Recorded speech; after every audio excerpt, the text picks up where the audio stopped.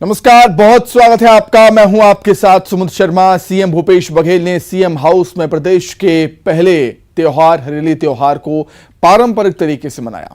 इस मौके पर उन्होंने कृषि यंत्रों की पूजा अर्चना भी की, गौ माता को चारा भी खिलाया और उसकी पूजा भी की। हरेली पर्व का पूजा अर्चना कर मुख्यमंत्री ने प्रदेश की खुशहाली की कामना की। साथ ही स्व सहायता समूह को चेक भी बांटे। गौठानों में गौमूत्र खरीदी करने और गौमूत्र टेस्टिंग किट का शुभारंभ किया।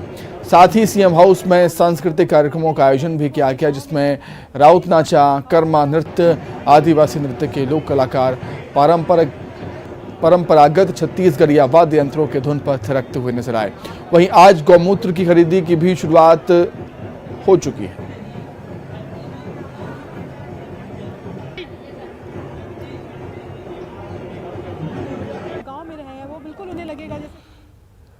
हरेली त्योहार के मौके पर सीएम भूपेश बघेल दुर्ग जिले के पाटन पहुंचे, जहां करसा गांव में उनका ठेठ छत्तीसगढ़िया अंदाज दिखा। वहां पर खुमरी और साजा पहनकर ठेठ छत्तीसगढ़िया अंदाज में हेलीपैड से बैलगाड़ी तक सवार होकर कार्यक्रम स्थल तक पहुंचे। इतना ही नहीं, यहां पर उन्होंने गेड़ी पर चढ़कर फुटबॉल को भी किक किया।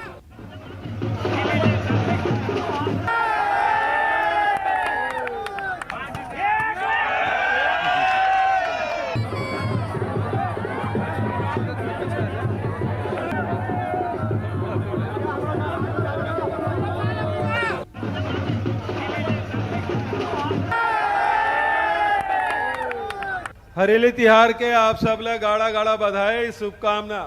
गोधन न्याय योजना के बोनस बांटे हैं तो महिला समूह के सब बहिनी मन, साथी मन हरेली तिहार के थान लइका मन गेड़ी तिहार कही थे। भौरा भी चलाएन, रईचुली भी जुलेन, तो सबके आनंद आज हम लेन। हमारे ये तिहार पिछले 3 साल से छत्तीसगढ़ के मुख्यमंत्री निवास में भी मनाए जाते थे कर भयबत्ता और बढ़ गए। आजे के दिन 2 साल पहले मुख्यमंत्री निवास में ही गोबर खरीदी शुरू कर रहे हैं।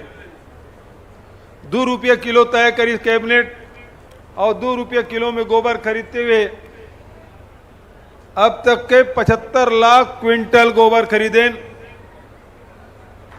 150 करोड़ रुपया गौपालक मन के खाता में गए हैं, जेमें 40% व्यक्ति है जेकर कर 1 डिसमिल जमीन नहीं है, भूमिहीन है।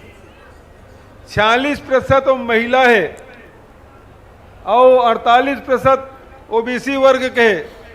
उनमें 38% एसटी है, 8-9% हमारे एससी के मन है। तो सब वर्ग के गरीब, मजदूर, किसान सब मन गोबर बेचा थे। तो पूरे प्रदेश के साथ ही देश की राजधानी दिल्ली में भी छत्तीसगढ़ का हरेली त्योहार मनाया गया।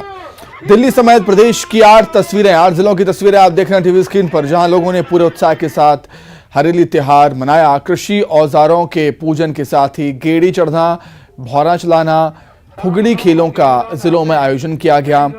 मंत्री संतरी के साथ ही प्रदेश के लोगों ने हरेली त्योहार पूरे उत्साह के साथ मनाया। बच्चे, जवान, बुजुर्गों तक ने हरेली का त्योहार दिल से खोलकर मनाया है। हरेली त्योहार से प्रदेश में त्योहारों का सिलसिला शुरू हो जाता है और हर किसी ने हरेली त्योहार में अपनी भागीदारी निभाई और प्रकृति के इस पर्व को शानदार तरीके से मनाया।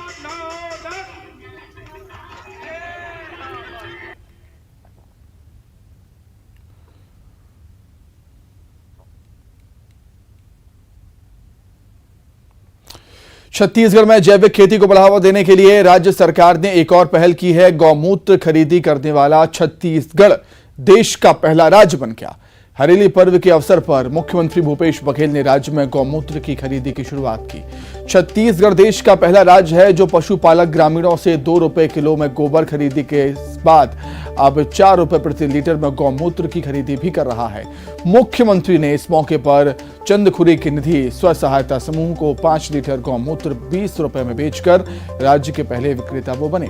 निधि स्व सहायता समूह ने गौमूत्र विक्रय की राशि मुख्यमंत्री सहायता कोष के खाते में जमा की। वहीं बीजेपी ने गौमूत्र की खरीदी पर राज्य की कांग्रेस सरकार को घेरा।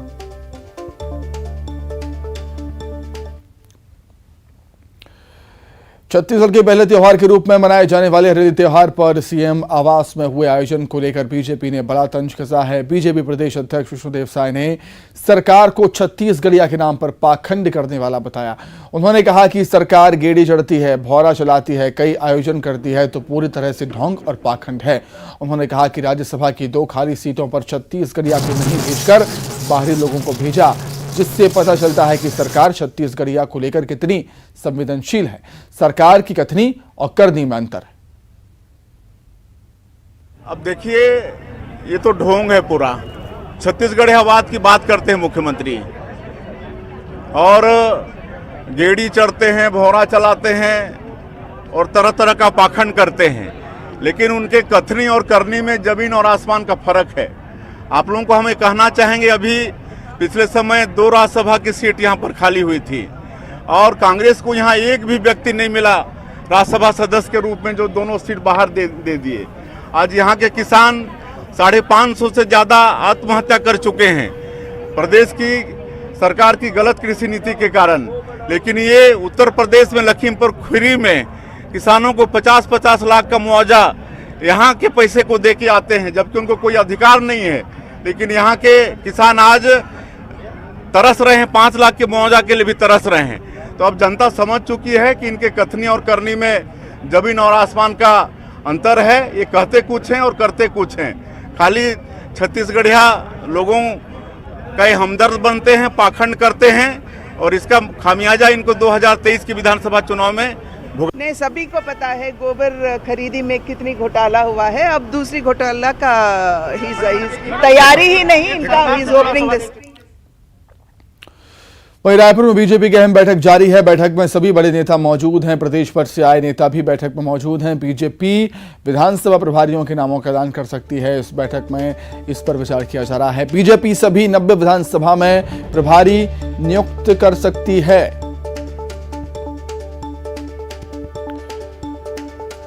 तो विधानसभा मिशन 2023 को देखते हुए बीजेपी सभी विधानसभा में प्रभारियों के नामों का ऐलान कर सकती है। सभी 90 विधानसभा में प्रभारी नियुक्त कर सकती है बीजेपी। मिशन 2030 को लेकर बीजेपी अपने नेताओं कार्यकर्ताओं को ट्रेनिंग करने जा रही है, उनको ट्रेनिंग देने जा रही है बीजेपी।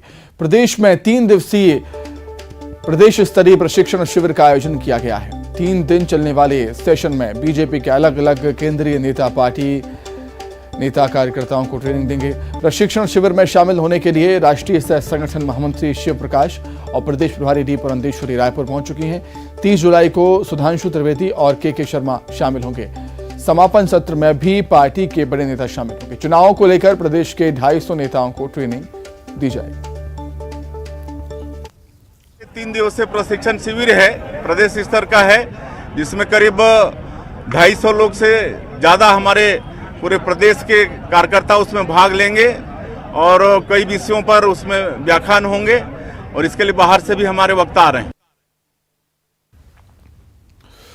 कांग्रेस के लोकसभा में नेता अधीर रंजन चौधरी के राष्ट्रपति द्रौपदी मुर्मू पर दिए बयान को लेकर जमकर विवाद हो रहा है और इसी बीच अधीर रंजन ने कहा है कि वे राष्ट्रपति मुर्मू से माफी मांगेंगे, लेकिन इन पाखंडियों से माफी नहीं मांगेंगे, मतलब बीजेपी नेताओं से। दरअसल अधीर रंजन चौधरी ने राष्ट्रपति द्रौपदी मुर्मू को पत्नी बोल दिया था और इसे लेकर बीजेपी उन पर लगातार हमलावर। उन्होंने देश के राष्ट्रपति श्रीमती द्रौपदी के लिए वक्तव्य दिया है। जिस भाषा को उन्होंने प्रयोग किया है, राष्ट्रपत्नी उन्होंने बोला है, ये पूरे देश का अपमान है और नारी समाज का अपमान है और विशेषकर आदिवासियों का अपमान है। यदि दादा ने कुछ गलत बोल भी दिया, वो कह रहे हैं मैंने गलत बोला, माइक तो दीजिए, हमको बोलने का मौका तो दीजिए। आप कैसे ऐसे बोल रहे हैं और सोनिया जी से बोल रहे हैं माफी मांगो? ठीक है, बात तो करिए, पूरी बात तो हो सदन में। आज जो घटना घटी है ये बहुत दुख की बात है कि आज द्रौपदी मुर्मू जी को लेकर, जो हमारी देश की राष्ट्रपति है, उनको लेकर जिस तरह से अधीर रंजन चौधरी जी ने टिप्पणी की, it's a very shameful behaviour of the Congress party, ऐसे हम मानते हैं। इसलिए हमारी मांग, हमारी जो भारतीय जनता पार्टी की मांग है, हर कार्यकर्ता की ही नहीं बल्कि भारतवासियों की मांग है कि सोनिया जी पूरे देश से माफ़ी मांगे, क्योंकि ये केवल द्रौपदी मुर्मू जी का अगौरव करना, उनको ह्यूमिलिएट करने की बात नहीं है, बल्कि हमारे देश की राष्ट्रपति पद को उसको अपमानित करने की बात है।